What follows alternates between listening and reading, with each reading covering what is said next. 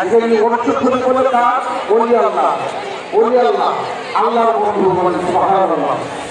ওলি আল্লাহ আল্লাহর সাথে মিলিত হলাম। কার সাথে? আল্লাহর সাথে। ওলি আল্লাহ আল্লাহর সাথে মিলিত হলাম।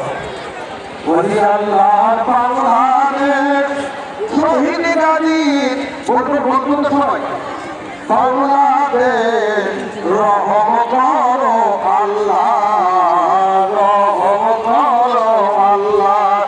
ওলি আল্লাহ বাংলাদেশ